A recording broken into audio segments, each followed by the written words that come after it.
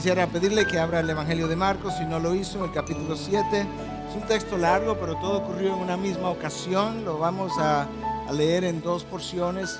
Voy a leer primero del 1 al 13, lo voy a explicar, exponer, aplicar y luego entonces leer el resto del capítulo. Y lo estoy haciendo así a propósito para que usted pueda recordar mejor lo que el texto dice en su primera parte. De manera que capítulo 7, Marcos, versículo 1, continuando con nuestra serie.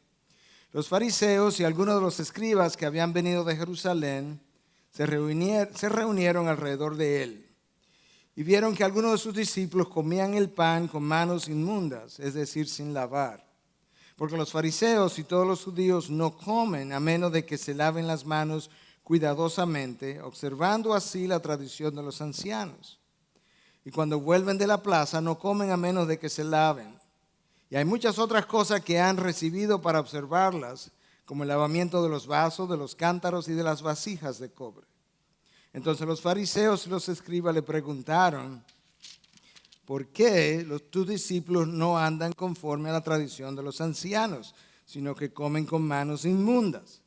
Y él les dijo, bien profetizó Isaías de vosotros, hipócritas, como está escrito, este pueblo con los labios me honra, pero su corazón está muy lejos de mí. Mas en vano me rinden culto, enseñando como doctrinas preceptos de hombres. Dejando el mandamiento de Dios, os aferráis a la tradición de los hombres. También les decía, astutamente violáis el mandamiento de Dios para guardar vuestra tradición. Porque Moisés dijo, honra a tu padre y a tu madre, y el que hable mal de su padre o de su madre, que muera. Pero vosotros decís, si un hombre dice al padre o a la madre, cualquier cosa mía con que pudiera bendecirte es corbán, es decir, ofrenda a Dios, ya no le dejáis hacer nada en favor de su padre o de su madre, invalidando así la palabra de Dios por vuestra tradición, la cual habéis transmitido, y hacéis muchas cosas semejantes a estas. Padre, gracias por tu palabra y líbranos, Dios, de caer en una situación como la que acabamos de describir. Y si alguno de nosotros está ya en ella, te pedimos que tú nos saques de ahí, para que podamos estar delante de ti debidamente posicionados con un corazón contrito y humillado, que te honra y te adora en integridad de corazón. Te lo pedimos en tu nombre, Jesús. Amén, amén. El pasaje que yo acabo de leer, decía esta mañana, no guarda ninguna relación con el capítulo 6 que terminamos hace un par de semanas atrás, donde se describía la multiplicación de los panes, y no estamos seguros por qué Marcos lo colocó en este lugar, pero no creo que eso tenga tanta importancia como la enseñanza, el contenido que está en este pasaje que acabamos de leer y el resto que estaremos leyendo un poco más adelante. Cuando uno lee un pasaje, uno trata en ocasiones, o uno trata siempre de ver cuál es la enseñanza central, cuál es el eje alrededor del cual gira todo lo demás que está escrito en el pasaje. Y en ocasiones entonces es fácil extraer una frase, un verso, o todo un verso, la porción de un verso que pudiera simplificar o ejemplificar cuál es la enseñanza detrás de la cual Jesús estaba en este día. Y yo creo que si yo tuviera que hacer eso, sin lugar a dudas, escogería la segunda parte del versículo 6, donde nosotros leemos, este pueblo con los labios me honra, pero su corazón está muy lejos de mí. Yo creo que todo lo demás que Cristo está enseñando este día está girando en torno a esta gran verdad, el divorcio, la disociación entre la condición del corazón de aquellos que enseñaban al pueblo judío y aún de los seguidores de esos maestros y la enseñanza que estaba siendo pasada de una generación a otra generación. El texto que leímos comienza hablándonos de una delegación de fariseos y escribas que ha venido de Jerusalén. Probablemente es una delegación oficial que ha venido representando al templo. No lo sabemos con certidumbre, pero es lo más probable.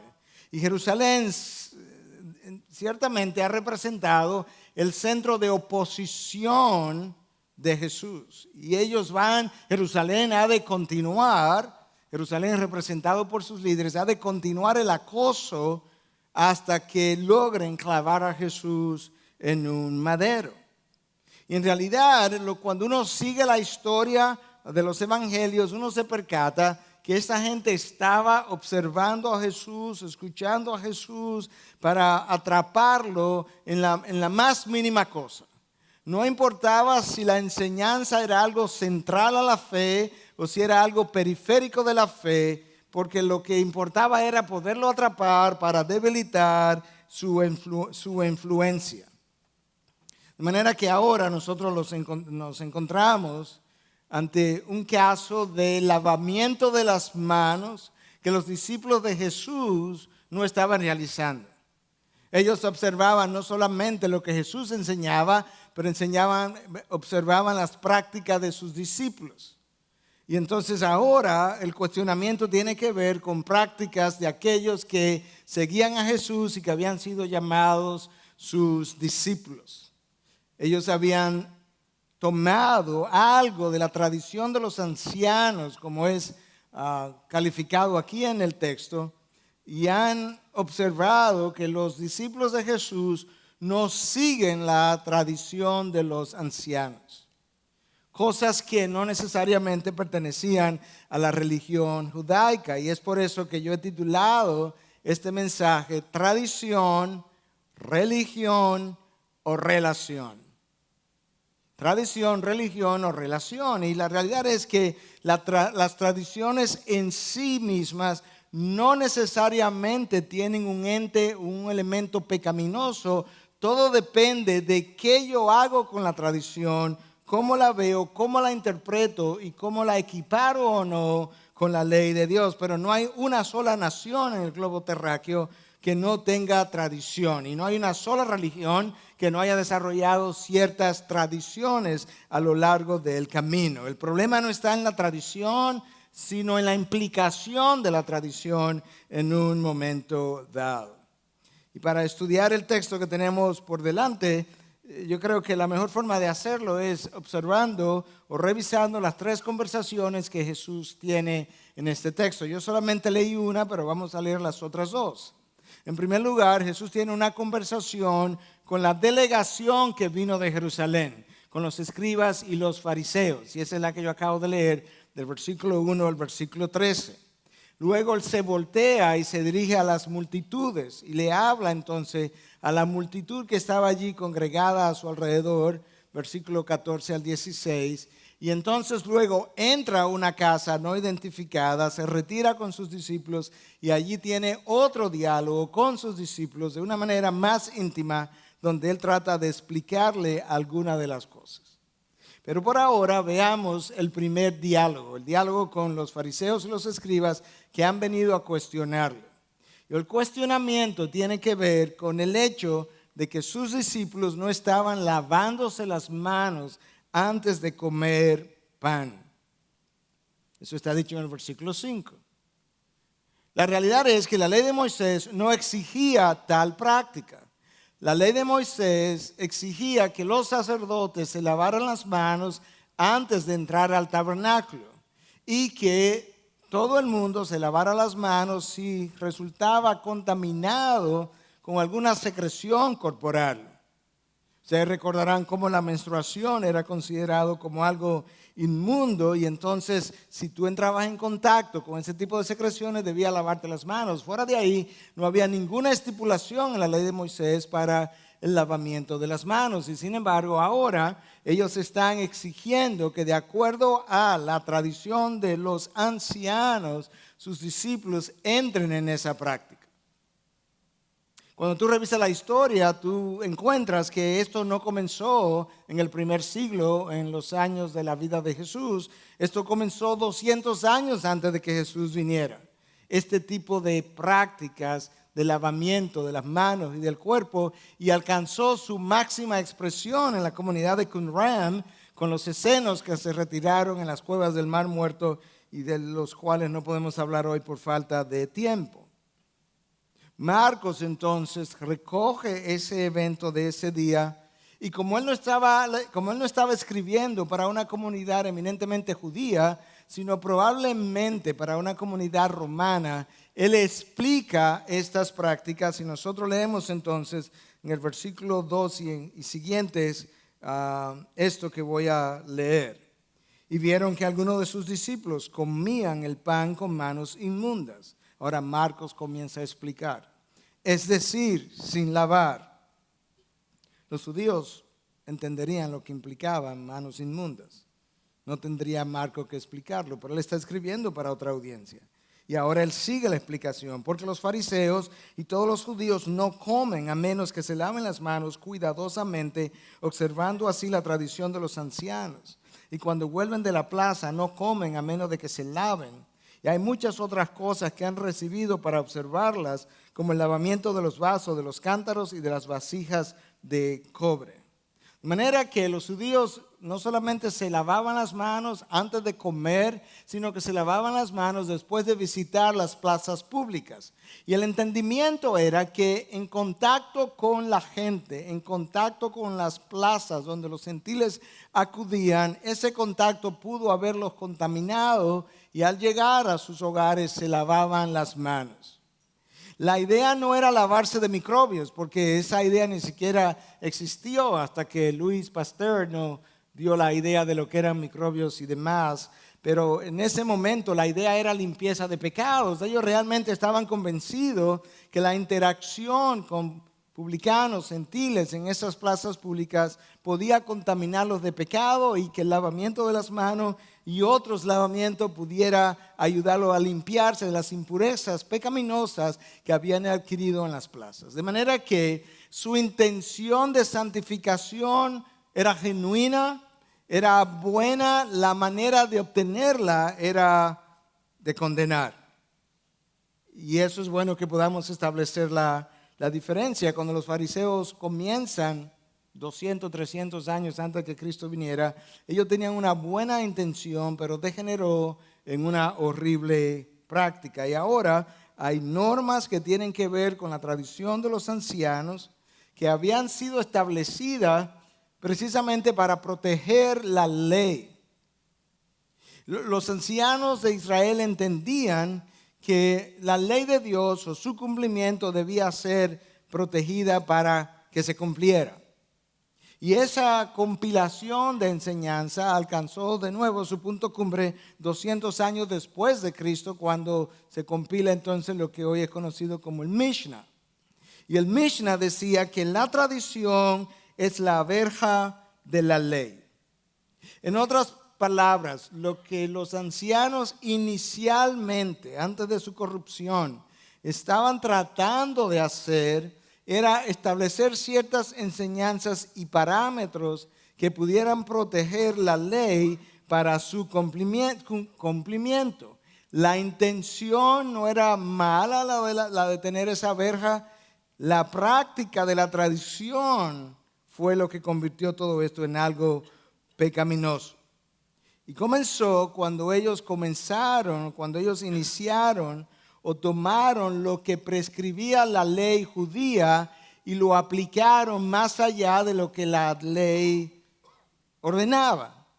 La ley establecía que los sacerdotes se lavaran las manos antes de entrar al templo. Ahora se toma esa práctica y se lleva más allá y se le impone a todo el pueblo, no solamente a los sacerdotes. Y número 2, se impone para antes de comer y después de regresar de las plazas públicas. Ahora estamos teniendo algo que tuvo un origen en la ley, pero que ha sido aplicado en un área o de una forma que la ley nunca contempló.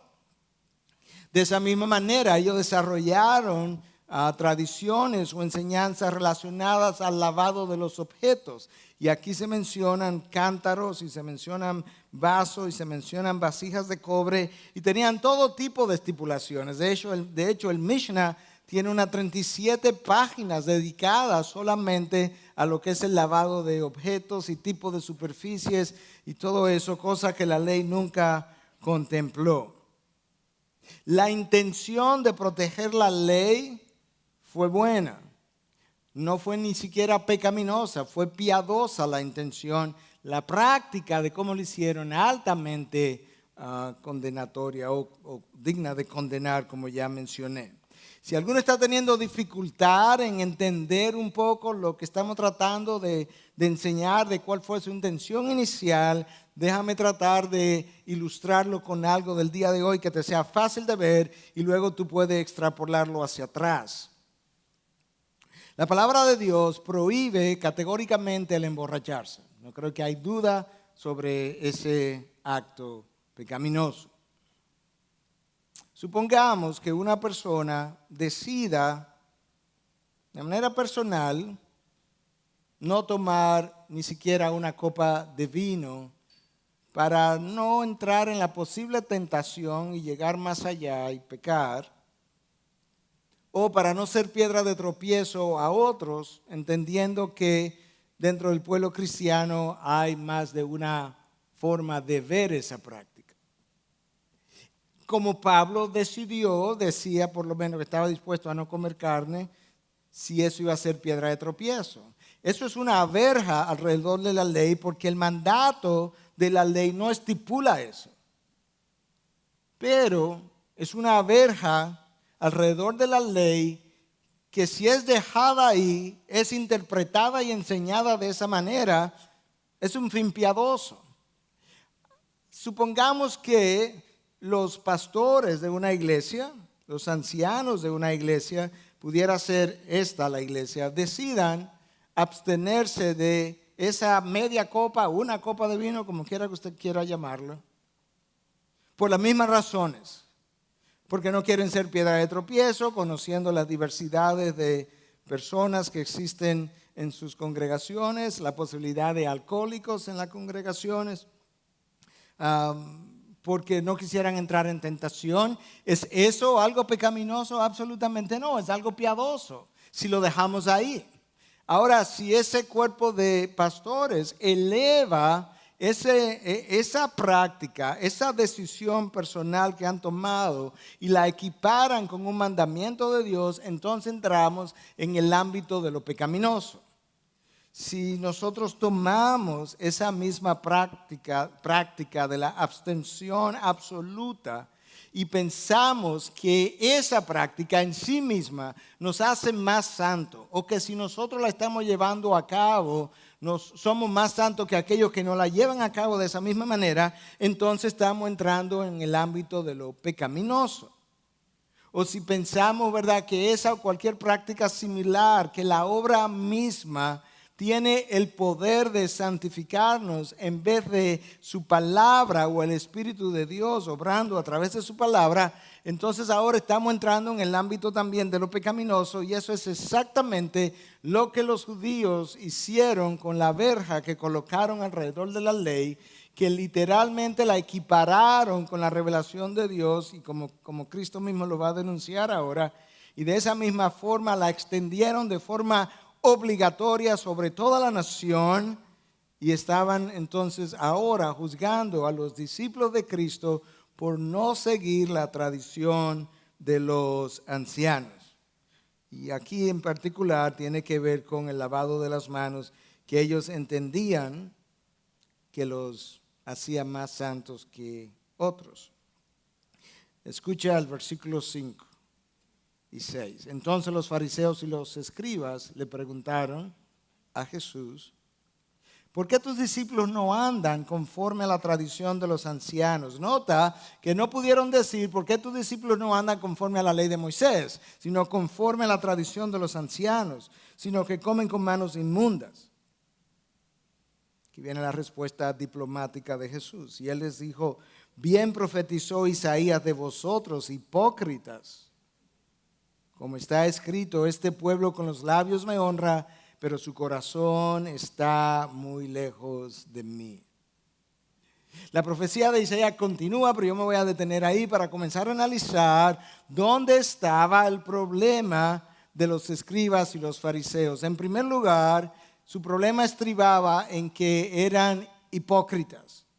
La palabra hipócrita viene del original, que implica un actor falso.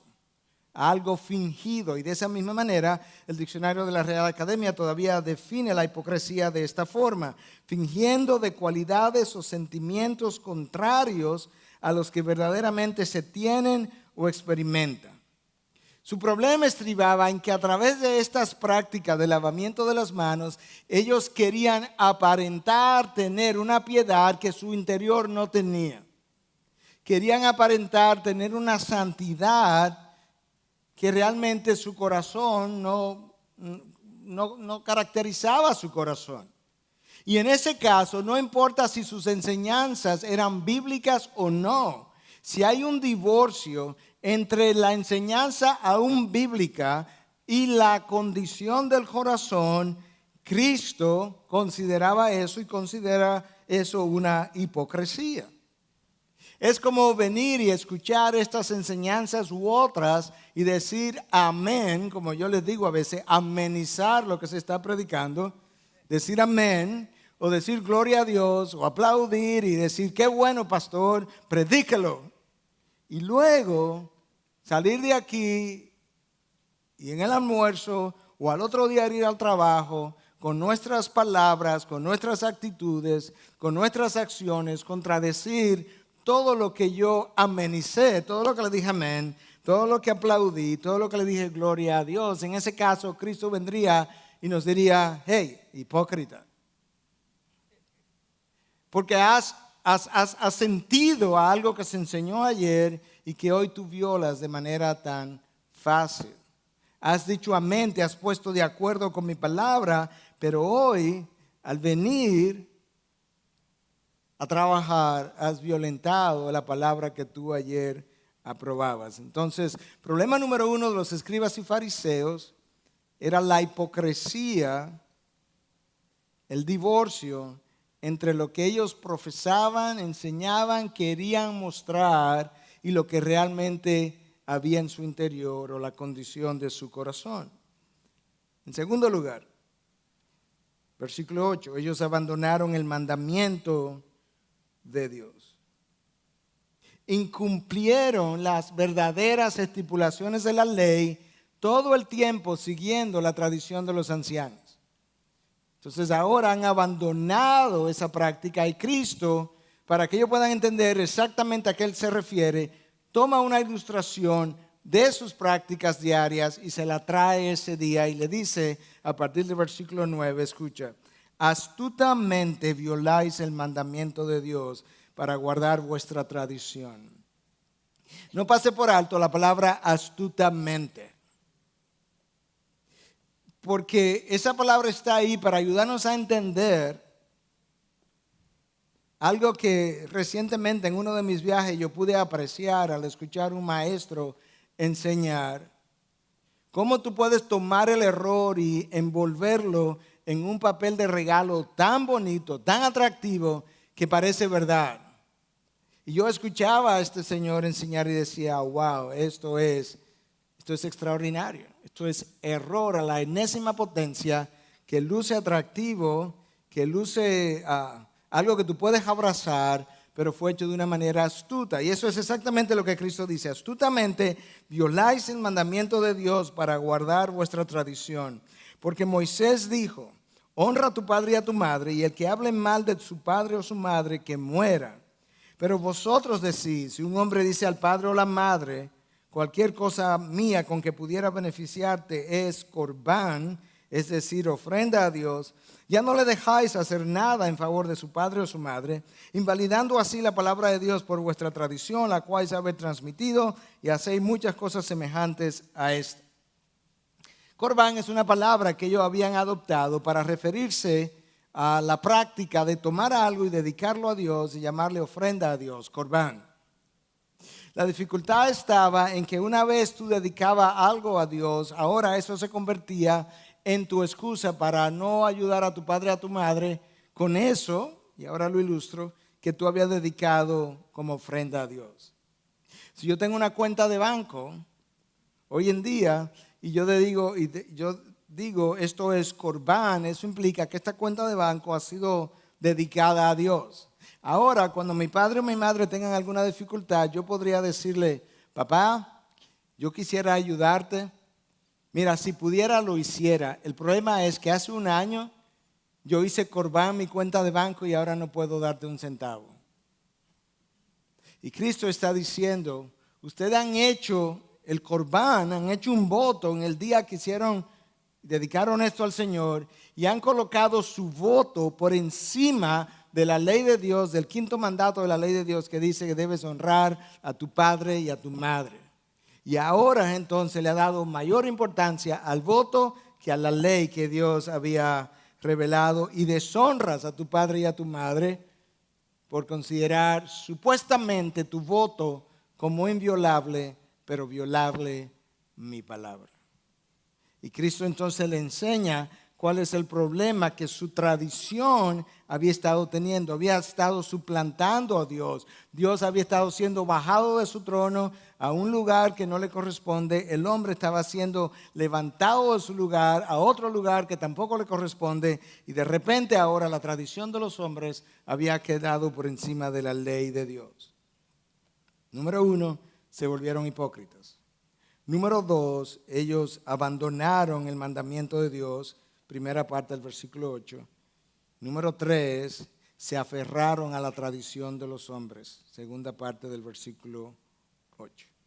Se aferraron a la tradición de los hombres. Habían abrazado la ley de Dios bajo Moisés, desabrazaron la ley, se movieron entonces a la tradición de los hombres, se aferraron a ella y convirtieron en ley de Dios la tradición de los ancianos.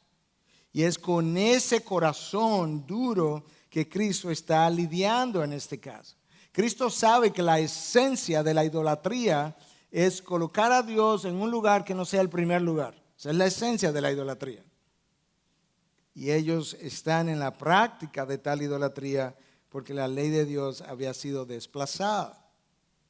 El fariseo de esa época, el escriba de esa época, leía el Salmo 24, versículos 3 y 4, que dice, ¿quién subirá al monte del Señor? ¿Y quién podrá estar en su lugar santo? El de manos limpias y corazón puro. Y ellos tomaban eso de manos limpias y decían, ajá, esta es la forma de mantenernos entonces en santificación, es lavándonos las manos. Y la aplicaron en múltiples lugares o circunstancias diferentes, todo el tiempo no queriendo ver que el lavado de las manos tenía que ver con la santidad que tu vida lleva o no lleva.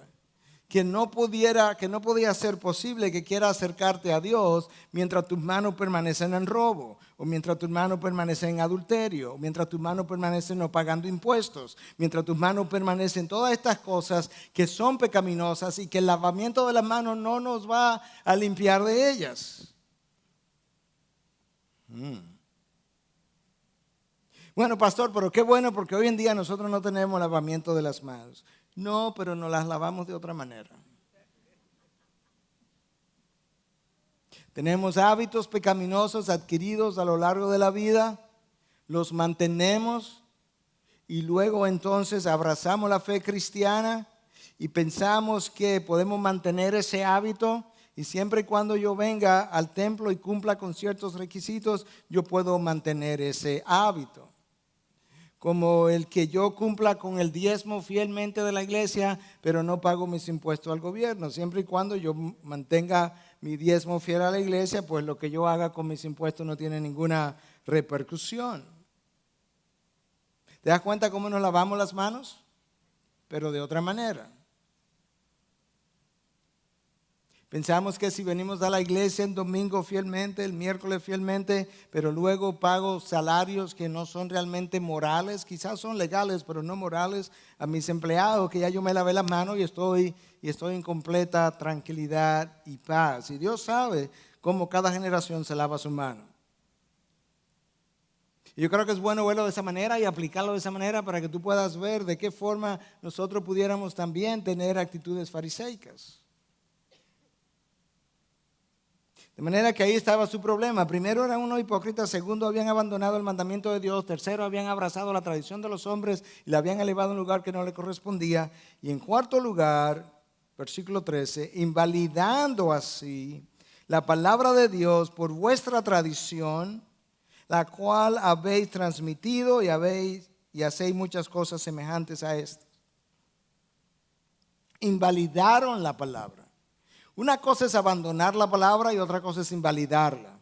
Una cosa es que yo diga, bueno, mira, tengo varios domingos que no voy a la iglesia, estoy abandonando el mandato de Dios, por así decirlo.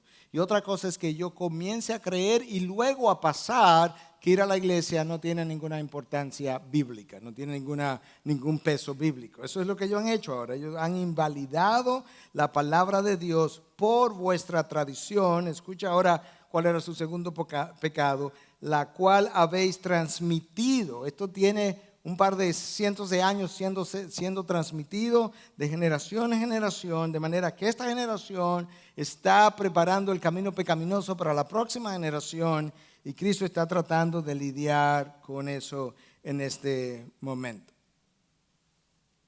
Ellos se convirtieron en los expertos del legalismo, literalmente hablando. Y quizás ese sea un buen momento para pausar y meditar un poco acerca de qué es el legalismo. Porque yo creo que muchas veces estamos llamando legalismo a una cosa que no lo es, o estamos llamando santidad a algo que realmente es legalismo.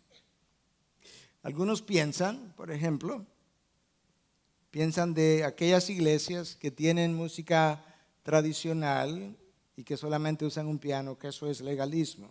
Eso no es legalismo si no hay divorcio entre el corazón de ellos que adoran de esa manera y su posición delante de Dios. Es el divorcio el problema.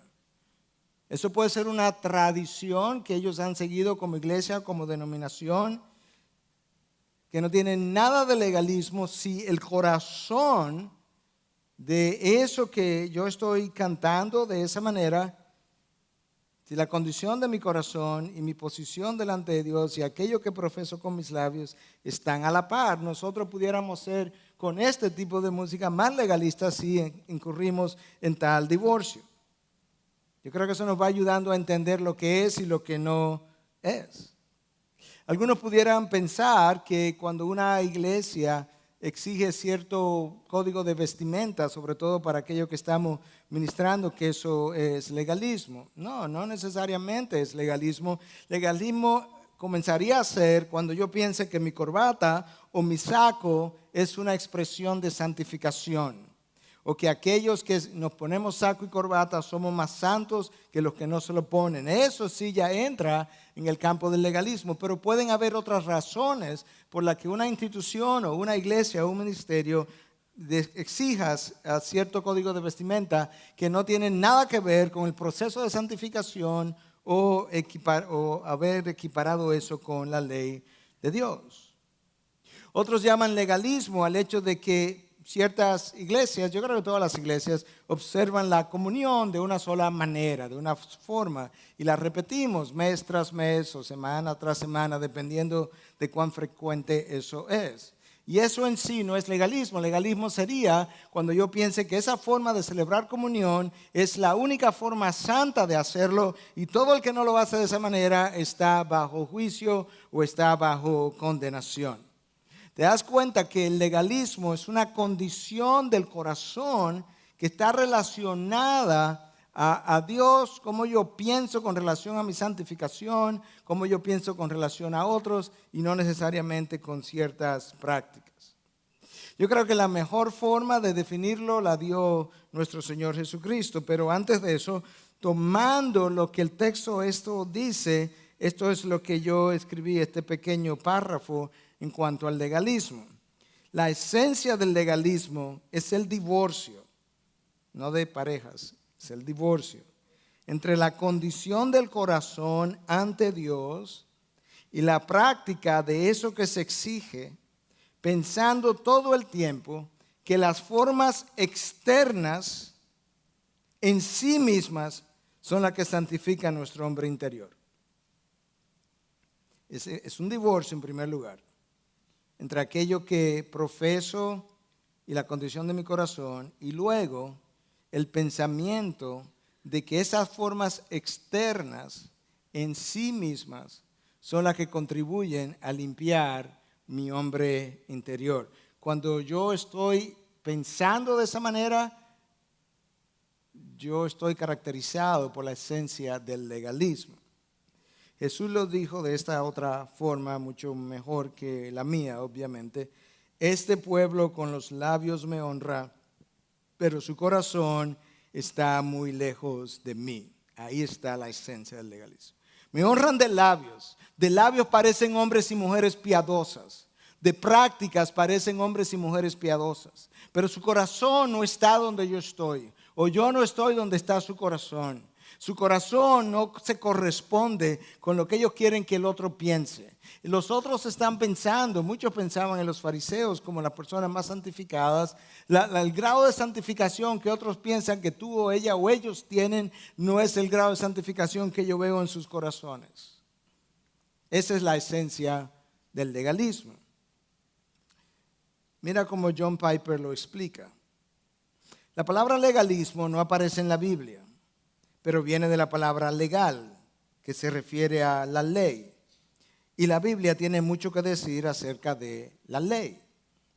El legalismo es una cierta actitud, ¿te das cuenta? Es una actitud, no es una práctica, es una actitud. El legalismo es una cierta actitud hacia la ley de Dios, o más en general hacia los mandamientos y las reglas.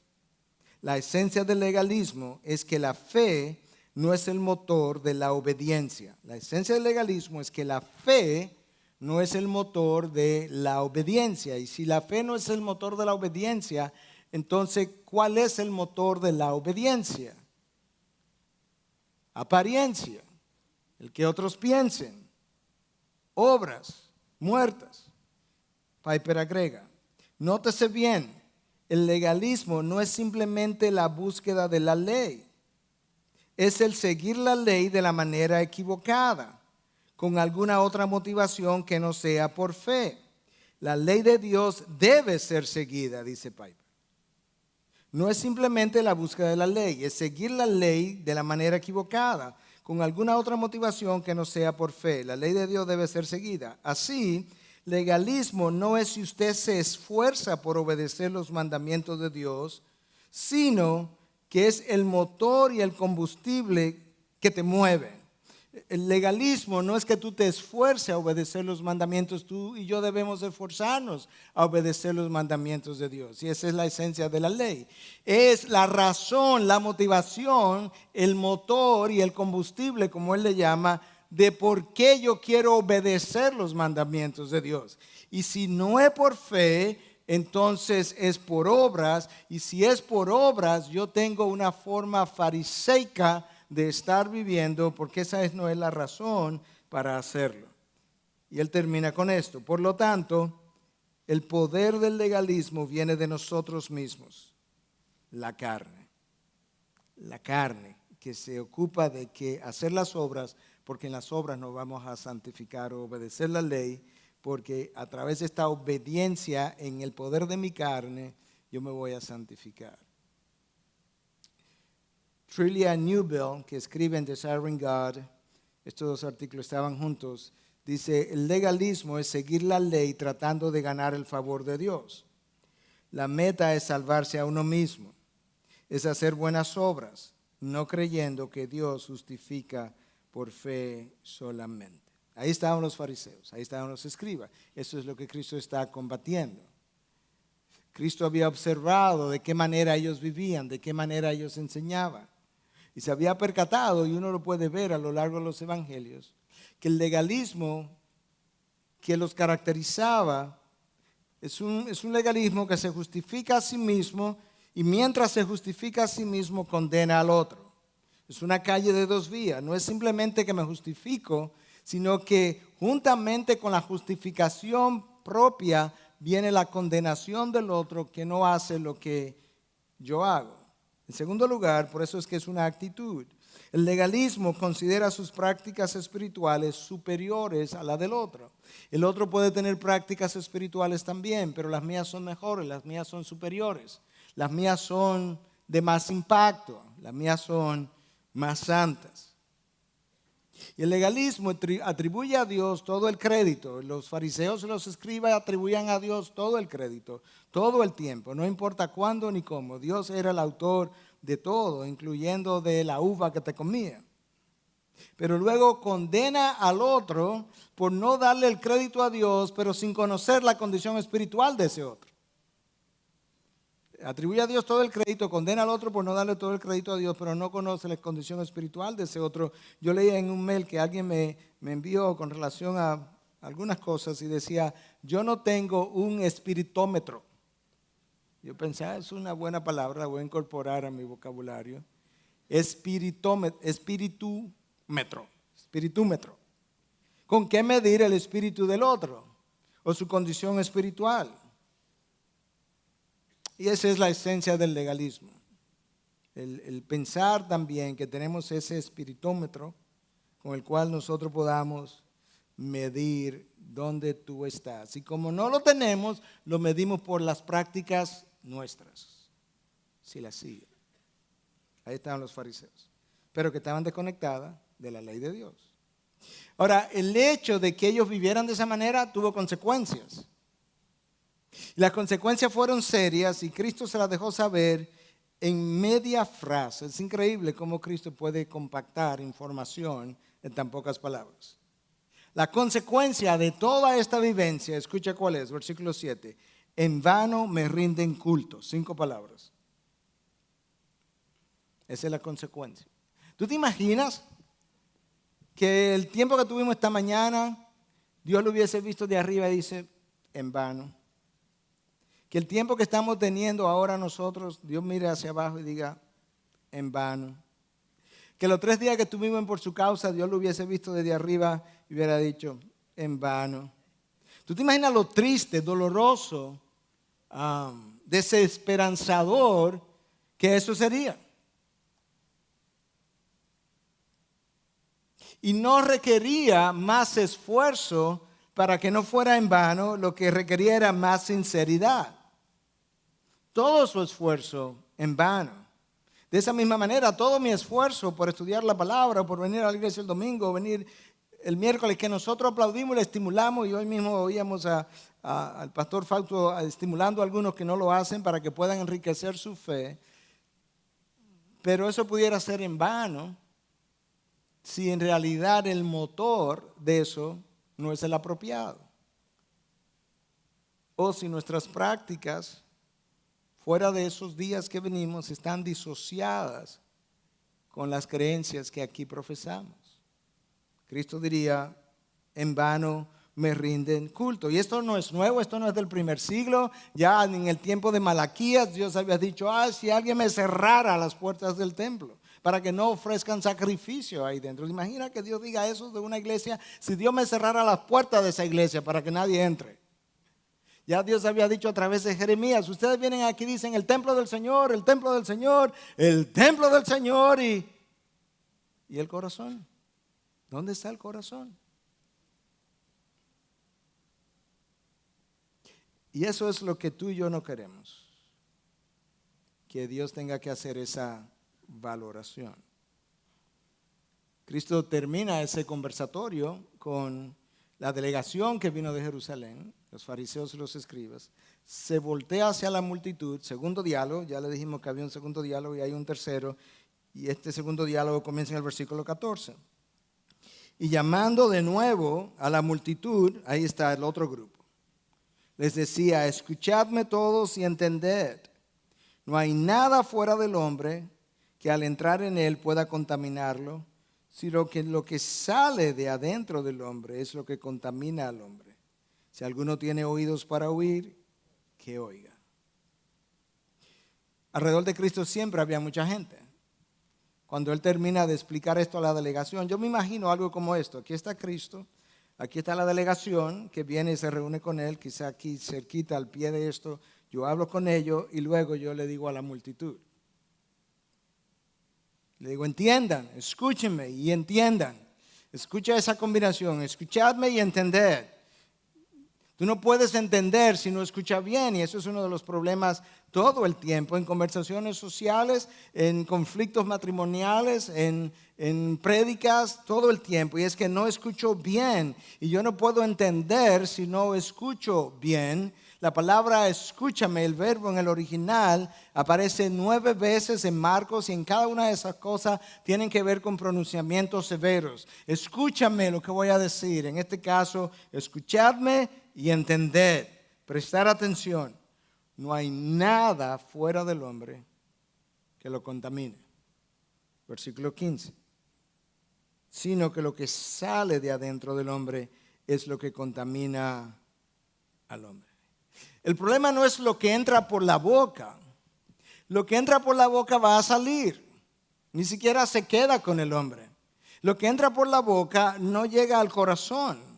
El problema es lo que él tiene en el corazón y que sale por su boca. No es lo que la boca come, es lo que la boca habla. De la abundancia del corazón habla la boca. Y a veces yo creo que tú mismo has tenido la experiencia, probablemente estás hablando con alguien y las cosas que comienzan a salir, tú quieres decir, por favor cierra la boca que estoy viendo tu corazón. Es el órgano más largo, la lengua. Va desde los labios hasta el ventrículo derecho e izquierdo del corazón. Y ahí sale lo que yo soy, lo que verdaderamente yo soy. Él termina con la multitud. Cuando dejó la multitud, entró en la casa. ¿En cuál casa? No sabemos. Una casa. Sus discípulos le preguntaron acerca de la parábola. ¿Cuál parábola? La del versículo 15. Yo te la acabo de leer. Déjame leértela otra vez.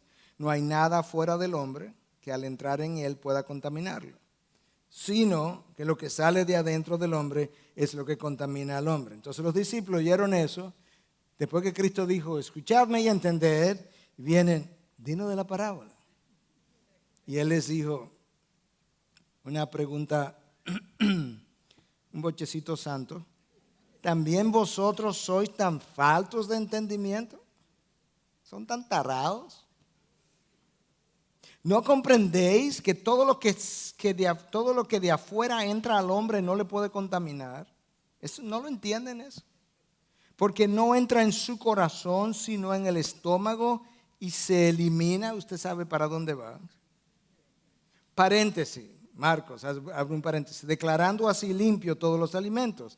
La limpieza de alimentos que nosotros descubrimos en Hechos 10, cuando Pedro tiene la visión, Marcos ahora escribiendo retrospectivamente, porque el Evangelio se escribió mucho después, dice eso que vivo en Hechos 10, ya Cristo lo había declarado y por eso él lo pone aquí, declarando así limpios todos los alimentos. Y decía, lo que sale del hombre, eso es lo que contamina al hombre. Porque de adentro del corazón de los hombres salen los malos pensamientos, fornicaciones, robos, homicidios, adulterios, avaricias, maldades, engaños, sensualidad, envidia, calumnia, orgullo, insensatez. Todas esas maldades de adentro salen y contaminan al hombre. Yo no sé en ese momento, ¿verdad? Si esto fue enseñado a los discípulos, pero si hubiese sido predicado a las multitudes, y cuando Cristo comienza palabra por palabra y dice malos pensamientos, robos, homicidio, adulterio, yo me imagino a la gente con cada palabra de esas haciendo. Le estaba golpeando. Yo no me imagino la autoridad que salía cuando Cristo hablaba. Oímos en Por Su Causa algunos maestros predicar con mucha autoridad. Cristo es otra cosa, es fuera de serie, es único en su clase. Imagínate al hablar y decir alguna de estas cosas. En el lenguaje original aquí hay 12 palabras, 6 son verbos, 6 son actitudes. De manera que Cristo nos está diciendo, el corazón está contaminado no solamente por cosas que ustedes hacen, sino también por actitudes que están en el interior de cosas que todavía no han hecho. Y entonces él comienza a mencionarla. Malos pensamientos. Vamos a ver, levante la mano aquel que no ha tenido un mal pensamiento en las últimas 4 semanas. 3 semanas. 2 semanas. 1 semana. 3 días, un día. Alguien decía en el primer culto, no, desde esta mañana. ¿Te das cuenta por qué tiene que ser por gracia? Lo difícil e imposible que es para el hombre tener un solo momento donde él pueda estar completamente limpio de culpa. Todas nuestras facultades están teñidas por el pecado de principio a fin. Mi mente, mi corazón, mi voluntad. Por eso es que cuando yo pienso en un mal pensamiento, frecuentemente pensamos, bueno, el pastor debe estar pensando en pornografía. No, ninguna pornografía. Yo estoy pensando, y este hermano que no está cantando hoy, ¿qué es lo que le pasa? No me diga que eso es un pensamiento virtuoso. Filipenses 4:8, en todo lo verdadero. No me diga que tú sabes que eso es verdad, que tú sabes lo que el hermano está pensando. En todo lo verdadero. Si tú no sabes si es verdad, en esto no pensar. En todo lo justo, todo lo digno, todo lo amable. Si es digno de virtud, en esto pensar. Cualquier cosa que no es digno de virtud es un pensamiento pecaminoso. Pienso yo. Fornicaciones, no hay que definirlas. Robos, usted sabe lo que es. Homicidios. Bueno, yo no he matado a nadie, pastor. El problema es que Cristo toma el sermón del monte y define el homicidio como el decirle a tu hermano, raca sin razón. Estamos llenos de homicidas. Homicidas de carácter. Adulterios, todo el mundo sabe lo que eso es. Avaricia, qué bueno porque yo no tengo dinero. No, usted puede ser el más pobre y ser un avaro. Es querer enriquecerse. Querer tener más de lo que usted tiene. Querer tener más de lo que usted tiene por motivos que no son piadosos. Ok, vamos a hacer un ejercicio santo ahora. Algunos de nosotros queremos tener un poco más de lo que tenemos. ¿Se está seguro que la razón es piadosa? ¿Santa? Porque si no lo es, esa es la esencia de la avaricia. Querer tener más por una razón no piadosa, querer acumular más. Ese es un pecado que yo nunca lo he oído confesar y no creo que lo voy a oír confesar. Yo he tenido gente que viene y dice, pastor, yo estoy en adulterio, pastor, yo he robado, pastor, yo he estado en droga, pastor, yo he estado... Pero yo nunca he oído a nadie que venga y diga, pastor, yo soy un avaro. No, porque el avaro no piensa que es avaro. Él está trabajando duro para su familia. Porque yo no gasto nada, todo lo gasto en ellos y lo guardo para ellos. Maldades, engaños, sensualidad, envidia. Envidia, querer lo que el otro tiene. Eso es una forma de envidia. Envidia tiene múltiples formas. Hace como un año, yo creo, estudiando el tema, fue que me percaté de todas las formas que la envidia tiene.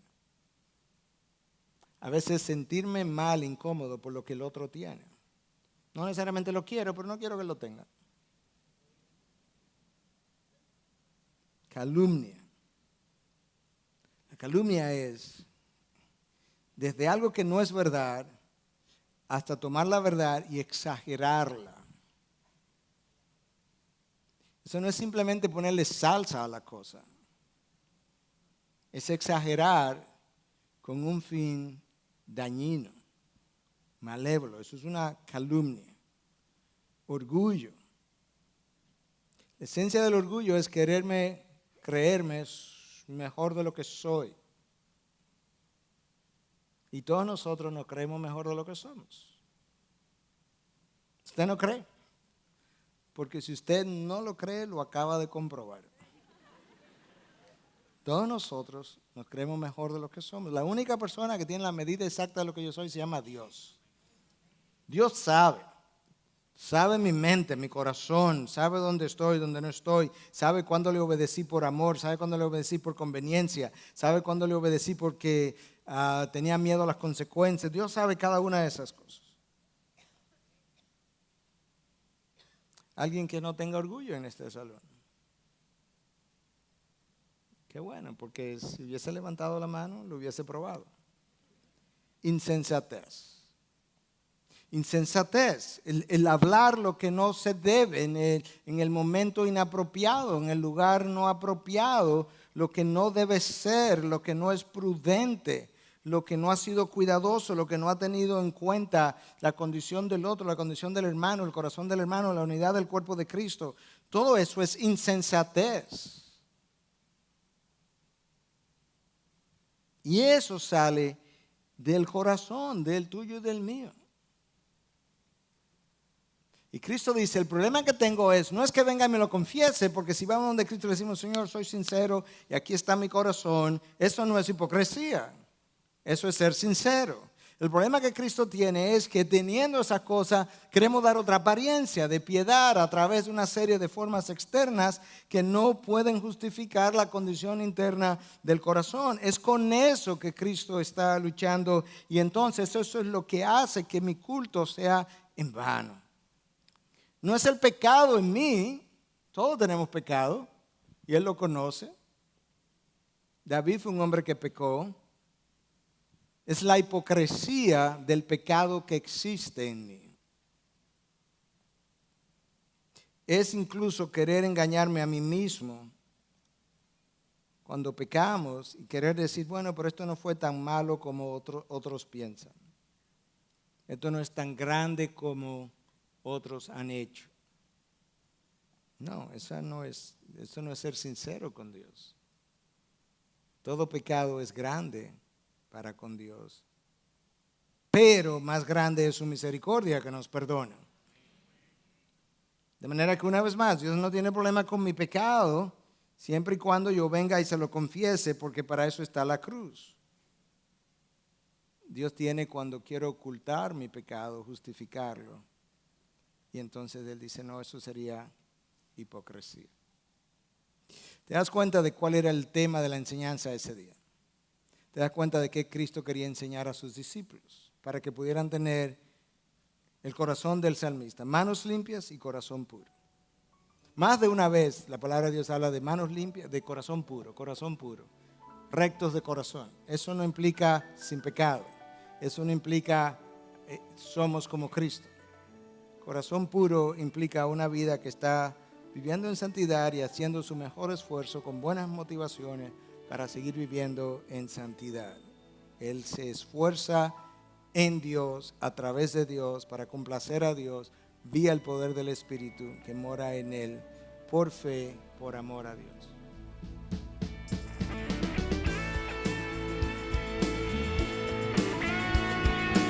Esta es una producción que llega hasta ustedes gracias a los aportes de individuos y empresas comprometidos con la defensa de la fe. Para más información, preguntas y comentarios, visite nuestra página de internet www.integridadisabiduría.org. En esta página encontrará información sobre la producción de este y otros recursos que ponemos a su disposición, como también las formas en las que usted puede contribuir con la producción de programas como estos. Les invitamos nuevamente a visitar nuestra página de internet www.integridadisabiduría.org. Será hasta la próxima, cuando nos reencontremos en su palabra.